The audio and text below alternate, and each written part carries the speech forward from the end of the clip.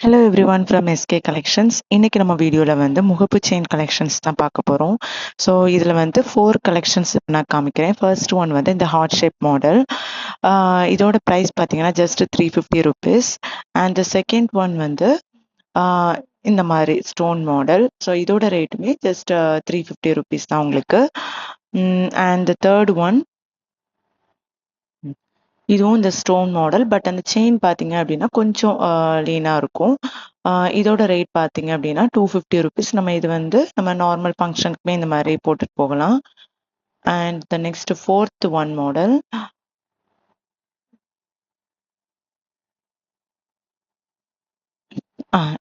இது வந்து பால் model. So இதில் வந்து 3 பால்ஸ் இருக்கும் உங்களுக்கு.